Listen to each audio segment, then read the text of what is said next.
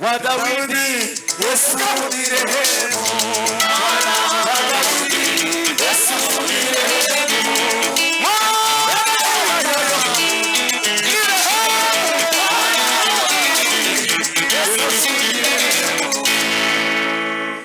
Amasema yo mwisera isi ntizayamenya ariko uzayamenya n'Imana nawe. Iki ni ikinyejana cyo kugaragaza amashimwe. Ayo wabonye iriya mu ibanga sinarizi kuko imbeba zaguteye yari si kandi zagica zibaza ngo ziteguze zamazinjira. Akigitangaza kirabana yawe eraga imbeba Mana turi ni imbeba. Mwana wa Daudi, Yesu ni rehemu. Mwana wa Daudi, Yesu ni rehemu. Mwana wa Daudi, Yesu ni rehemu. Yesu ni rehemu. Shukrani za sirini yako. Pesa nawe n'Imana yonyine. Uyu munsi wabigaragaje. Umuryango wa Kigogo wenda niba kena bo bari babizi n'ababyara bawe nguri yarevera kato yaratarabimwe tingaza bimwe none uyu munsi uratuye wari wagize igitero cyo. Reka mbabwire umuntu wese ufite ikibazo kurumva ko kuyakemuye igitero cy'imbeba iranirwa gukemura icyawe. Ndabukiriza mwana wanyu mubwire ngo tuze umuti ijuru yatabaye muri aya mashimwe. Mwana wa Daudi, Yesu ni rehemu.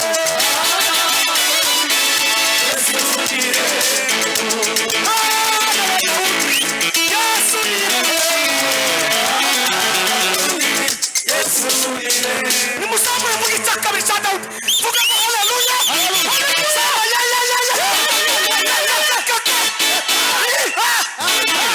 Icyakabiri cya Dawudi n'Imana gushaka kugera ngo imupromotinge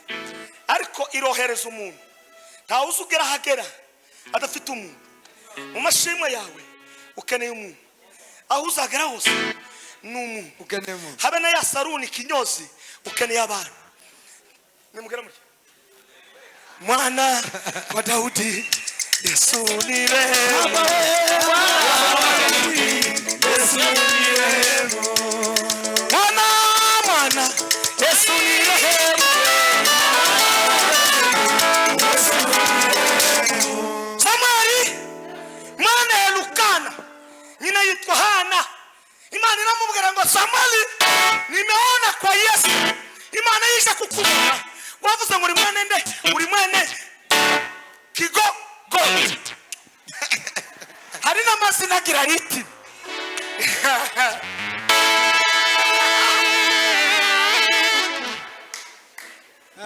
Juruwe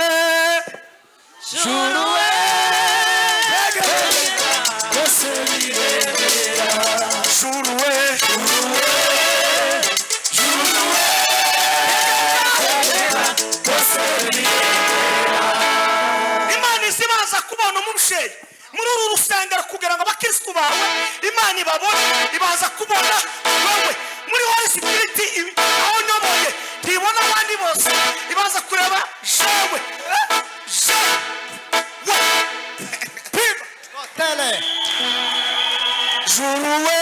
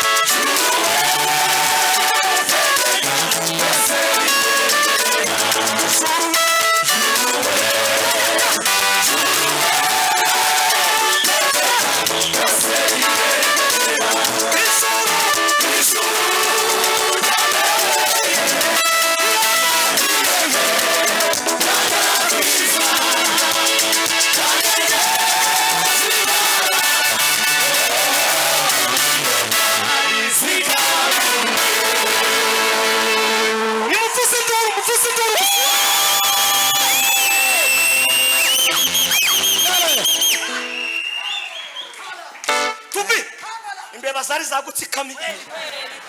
man ijuru ireme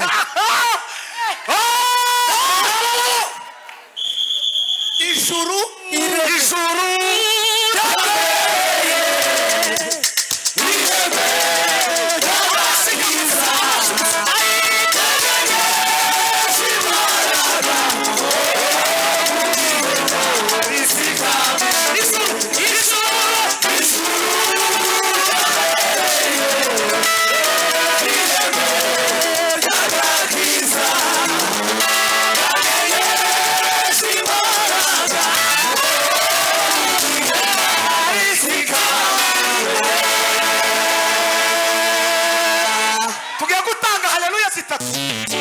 igitero wari ufite kikugoye muri iyi tariki uyu munsi wa none bihite bihagarariraho iyi season urangiza umwaka wayo useka nimuzamura ibiganza haleluya haleluya haleluya ijuru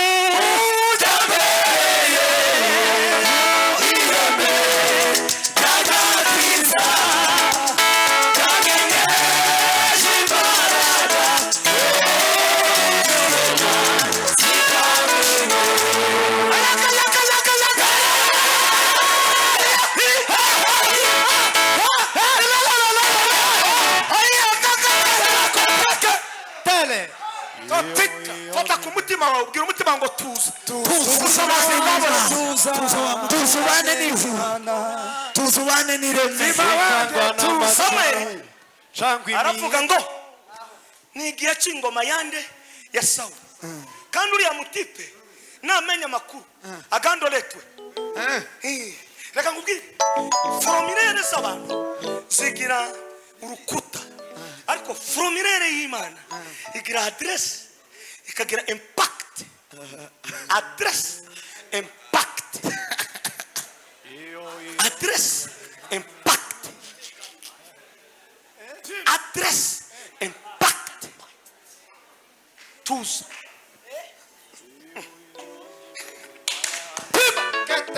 kama fusiduru gusa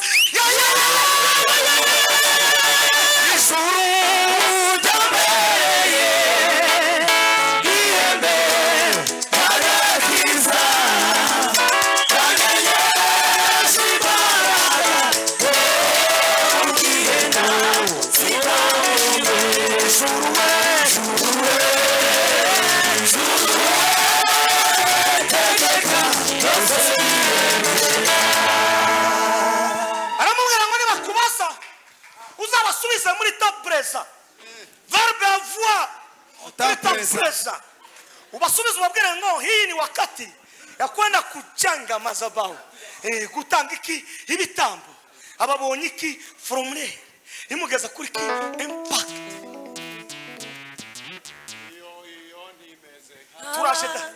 turashe ndamukiriza mwene wanyu mwikiranye umubwire ngo uyu mugoroba Imana ije kugukura icyari kikugoye nawe winjire mu mashini ndakurahiriye mureke dusezerane neza kandi niba wari umaze iminsi udaseka nushaka uvuza induru kuko Imana iramanutse kugutabara Bezola n'izina rya Kristo ari muri mu mashimwe yo mu ibanga ariko yizinzaho ekri n'amateka ntukavuga amakuru yose utaragera muri tere numara kugera muri tere bwira abantu iby'ijururutsa imiti ubivuze utaragera muri tere cyangwa ngo baguheze kufura yakabumbu bakavuga ngo ni wewe wizewe iyi kufura ni wowe uyikubita ipange neza numara urebe golikipa neza nurangiza usa n'umuntu ugiye gukubitisha imoso hanyuma uhirike gusa gato iki kinyesha kijana n'abanyabwenge iki kinyesha kijana n'abantu bazi kumenya aho Imana yabakuye isho bahamije imbere y'Imana nk'umuhigo bakagisohoza turuwa bagatangariza isi muri pase twageraga amashimwe yari yaratwokamye aratugora ariko bikurikiranye n'ubutayu twagize umva makuru nzarangirize kuri Petero na Yohana naona alikwenda uko angala la sala ndio sika tondele Samuel aragera kwa Yesu zana abahungu ba ishimwe rizariva kure nubona ishimwe riharyi huta kakaroka abana babakubita hariya mu kibanza kimuhira ishimwe rizariva ikabanza kaguhonga isi kagucunga ikagukubita imbeba nyine zikakwinjira bamwe murahanga zabariye udutsintsino none ubu nyine usigaye kwandagira nawe nta myaka ukigira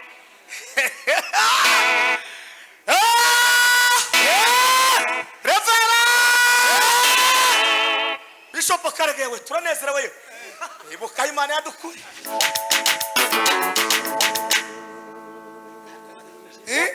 wotuma ndinde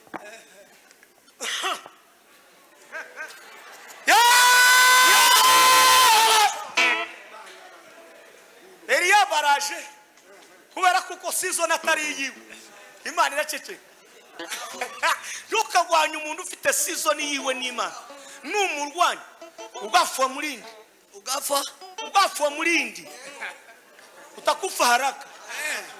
ngo season zirahari ariko hariho season ama season arahari hakabaho na season nugwanya umuntu uri muri season yiwe n'Imana utakufa haraka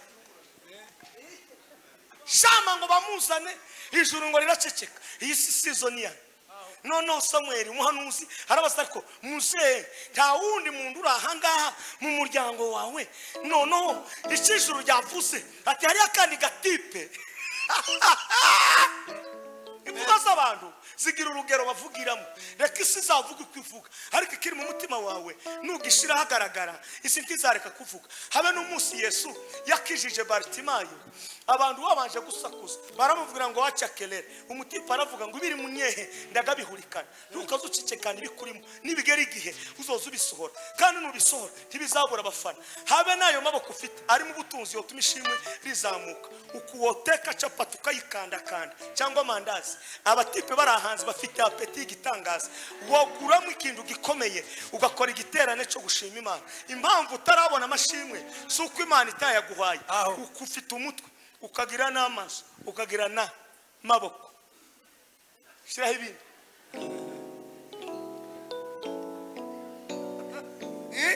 neza cyane ati ni mumuza Dawudi aramanuka Dawudi alipofika mbingu zikaongea amashimwe yo mwibanga agiye kugera mu gikorwa sasa ceceka nagazi Kampala 2006 2008 zana umudamu umukobwa w'abasinga ni wari umudamu waje wambe ndabubaha cyane akika kweri yamu kandi yamjari y'abana beza n'uyu wa kabiri nawe ntako Imana itagize madame amaze kwitaba Imana twari mwivuga butuma dore wamperekeje n'abagabo ngo barangize bararira babura ukuntu bifata n'abagore ngo muceceke amashimwe ari muri twebwe mu gihe cy'ibibazo cyo dushima Imana mu gihe tutari mu bibazo cyo dushima Imana namantarama mushumba marahemuhuri niwo twasengeraga aravuga ngo Reverend Pastor Mata nabuze uko mvuga ndamubwira peza microphone na mandirimba Mokozi watu anatupa furaha duniani ndari ondangise isirambwira ngo ngiye kugusetsa mu bibazo bizabiza bikagupasiriza ibindi byiza mwe muri ahangaha abanyamurenge bambaye inki 13 kandi zose zaratashe ndagenda bwiga hodi nigisha abantu ndaje bukibukavu barambwira ngo ibondi baza bakwinka nkozana ifaranga namangenda muri umuntu wanje uri hanze yitwa Nziza ampeza $1,000 namangana kubandi bagabo batatu ndababwira ngo ngiye gukora ubukwe kandi murabizi gako nasenye kine gitaramo cyangezeho ariko uganda umuntu w'ijuru none gahasigaye urugo rugomba kugira iki rugomba kwinjira mu muriro none habuze zingahe buze ikindi gihumbi kaka kandi nimba hari ikintu kigira riti nimugera muri Imana ibaheze ibisubizo muri ayo maboko yacu Juruwe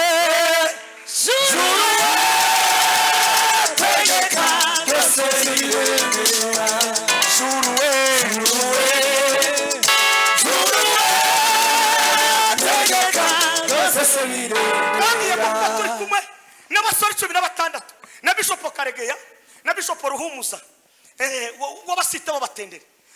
ari muri Amerika barampara reka ngubwire ibisubizo ndibibuze uko abantu bose tubi nuzoza uhura n'umuntu uyafite umugirire neza kubera kuko gukomera suburebure sinubunini ni gitekerezo turuwa nugukora ikimana yagushizemo ishaka tatu nukugira umwete wo kubana n'abantu bose amahoro hindukira na mwene wanyu mubwire ngo uko uri umukire ariko impamvu utarabibona ubanye n'abantu kundi kundu ubanye n'aba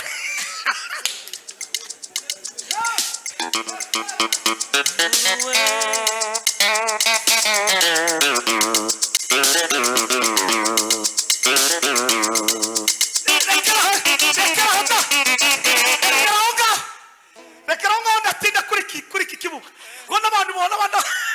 abantu bose karabanze nta muntu utosengera itaje ubuge twese twahagaze turi muri network imwe ni mwe kabagira gutya mwese tengele pima ofele juruwe tegeka byose Jordan juruwe ninashituku tegeka byose biremera juruwe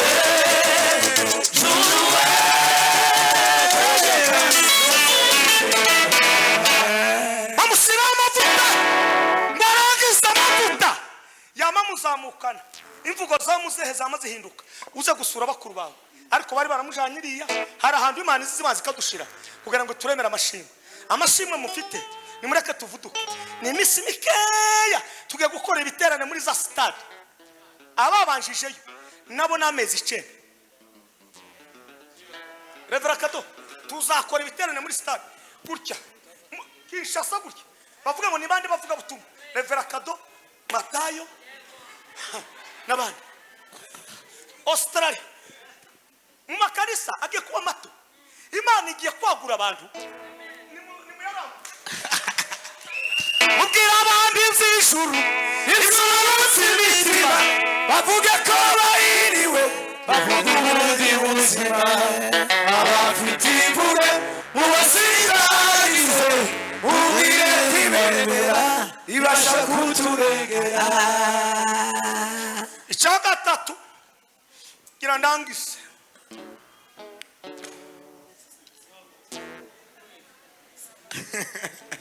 muntu uzubana amashimwe ngo yagira yiwe wenyine Imana izi gukoresha igikorwa kugira ngo igihugu kigufashe gushima kandi reka nkubwire utarakora igikorwa kizazana ibikorwa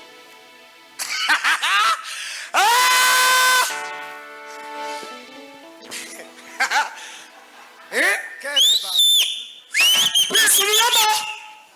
utarakora igikorwa kizazana ibikorwa amakampuni azatangirwa na kapuni amaka atangirwa na ka akabona kujira kuri ma ka ndanezerewe cyane mukomere Imana amashimeshi ingiya esala ndamahirwe ya machago yati umuhiwe barangije abagore baravuga ngo noneho sawu yishe ibihumbi sawu yishe bizo so igihugu cyose kirashima ishimwe hari ryo kwiherera hari ryo muri rubanda hari ryo muri stade nukora igikorwa kizazana ibikorwa nukora igikorwa kizazana amashimwe ntangaje uyu munsi wa none aho waruri gazuka mu bitekerezo ureke kuba muto ishuri rw'ibintu yavuze ngo yari afite ubwoba ngo bwira abantu ni bamusenge ngo ndabasha kuvuga Imana yagukoresha gitangaza umugabo akavuga mu Imana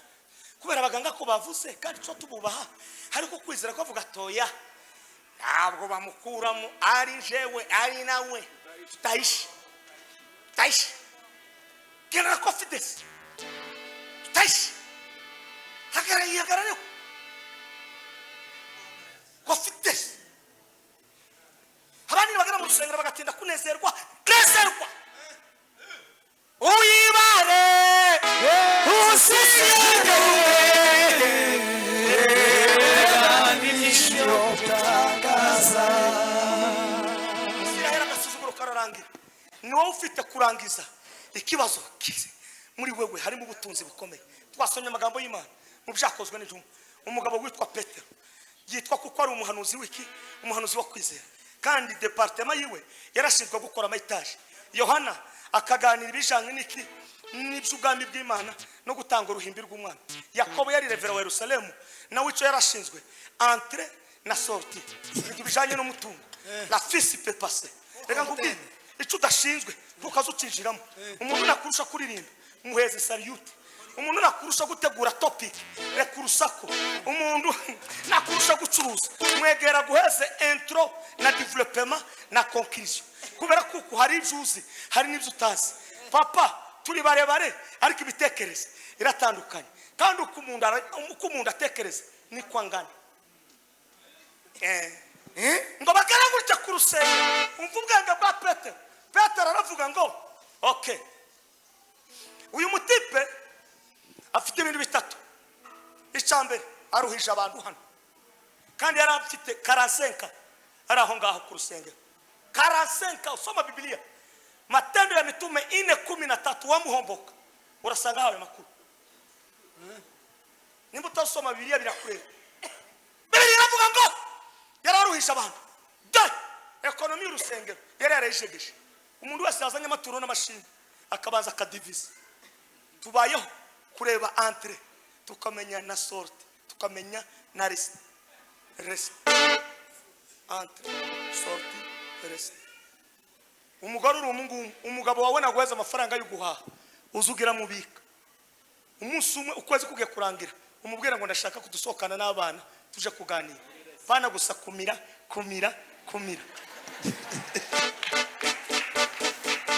tugutanzeho 8 ariko wowe ngabitekerezo ugira ngo sheri ngo zashize gira kandi ukagasanduka uzukubitamo ukwezi ni kurangira nurangiza umbwira ngo sheri ndashaka kudusohokana n'abana ufite ifaranga hari ukundi uzuru ryangiriye neza nurangiza ugenda ufungure intro umubwira ngo ndagushimiye reka ngweze ukuboko uri umuntu mwiza abantu bose tugize twoguta ariko kuri dekeya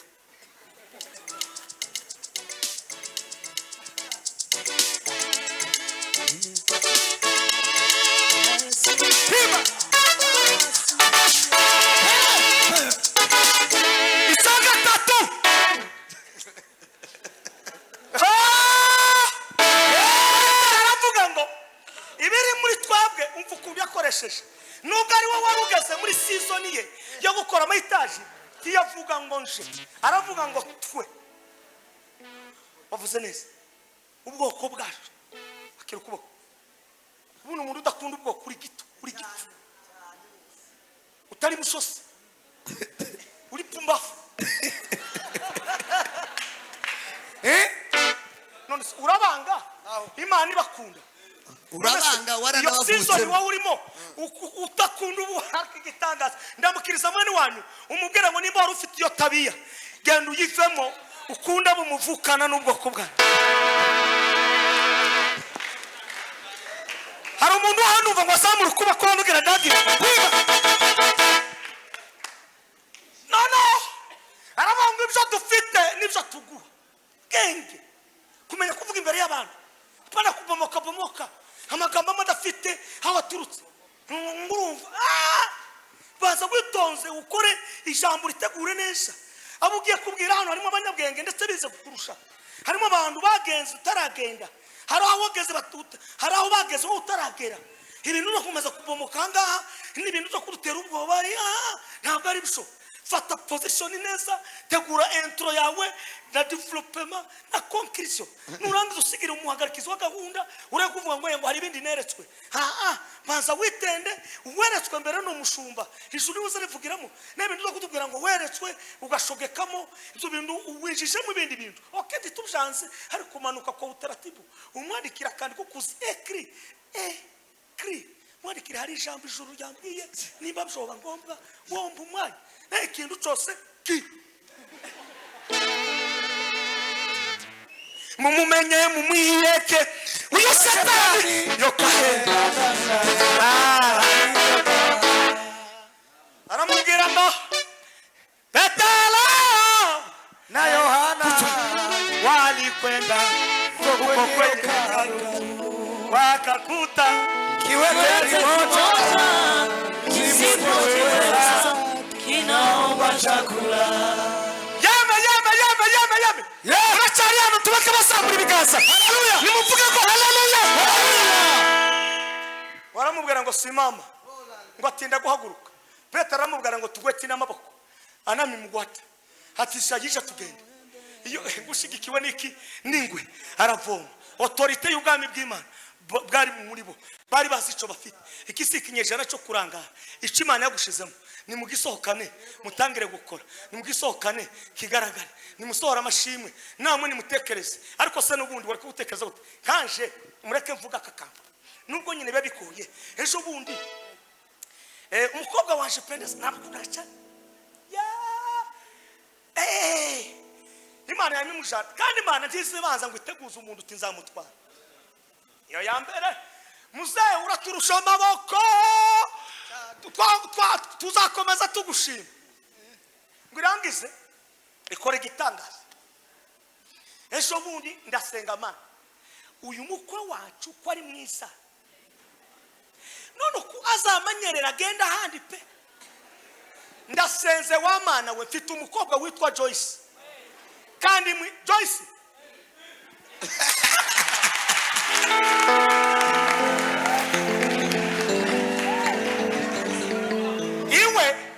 nina muremure gakurusha Pendeza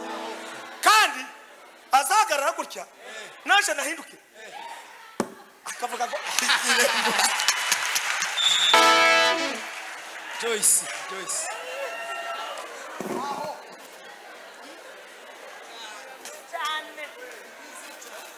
sijaiona ingine siku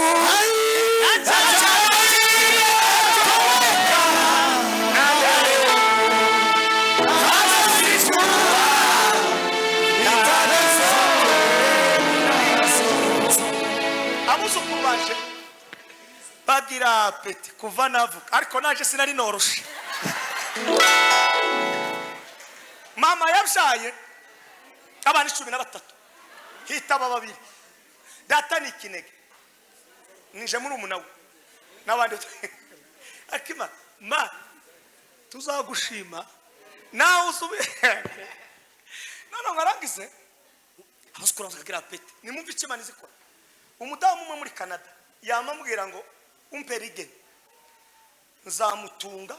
ari muri Canada kandi umukobwa w'umunyamurenge ubana n'abantu neza ndamukiriza mwene wanyu mubwira ngo siku uri mukubana n'abantu nabi gute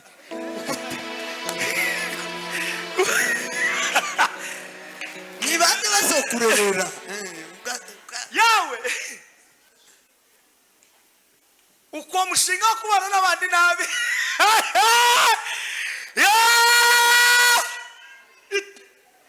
turakwamaganya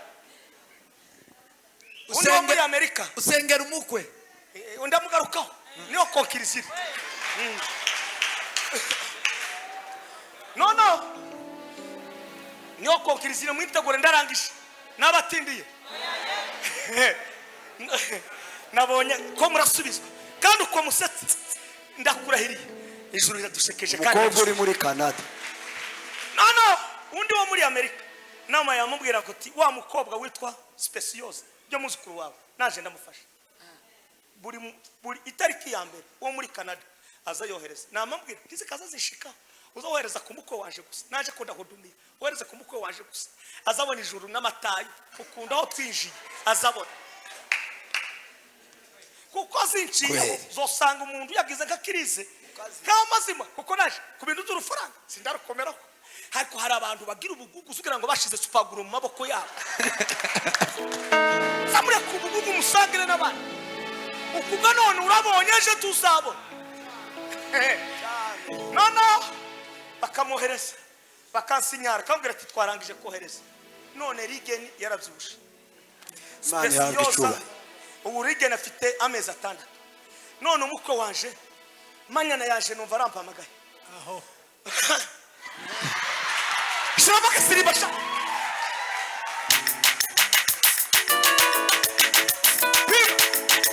amashim Shima Yesu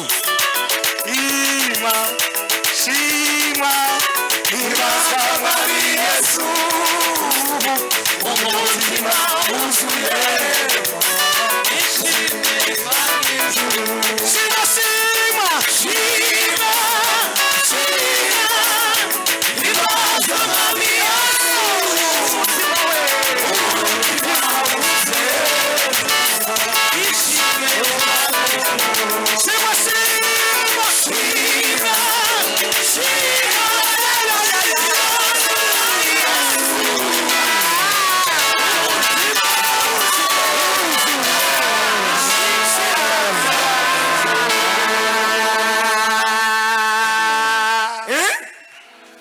Kwigeze kuririmba ikorari Feza manyana yaje karibu baraza barasaba umugeni twarumva none ubukwe bugiye kuba Joyce mukomere Imana amashi amen icyo mbasaba musenge ko buzagende tuzota Joyce tuzota aje kurera abana naje ariko uzi iyo agenda ngahandi nozaga ndeba bamukubita kamani katangira kwishima mu mutwe kandi ntanda zirimo ariko zatwamagara babu topike iravuga ngo ugushima Imana turagushimira uwo mwaratwizeye umuryango wande wa Kigogo bashumba mwabahaye nafasi hano turabashimira Revera Kado kubw'aba bantu bose reka nkuramutse uri umuntu mwiza nawe urakomenti woroshe reka mbabwire kubana n'abantu ongera umunda mukiriza umubwire ati uzumenya kuvugira abandi aho batari turangiza muri uku kwezi kwa 12 amatariki twateguye ko ari 13 ariko twavuganye na mukwe wanje kale 20 ko no kuvuga ngo ubukwe buza none ga ndakwimana itabize none musengere muri abantu bese ni muhaguruke ikindi kinyejana cyo gusohora iby'Imana dushizemo tubi mwarakoze n'umuryango wose yambwiye ngo umuntu wahereje tike ngwiza ngo n'umuntu nkunda cyane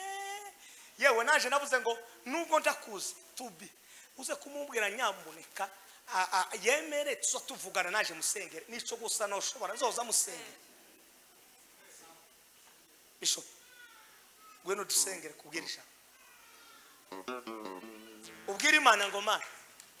ibyari bibabaje imitima y'ababa baseke nabo babona amashini iyi season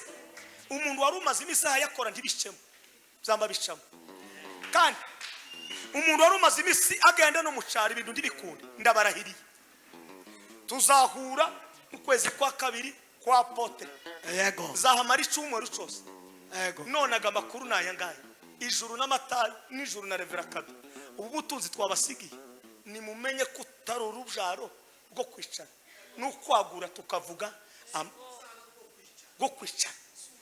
kwicana suko kwiba suko kuvuga nabi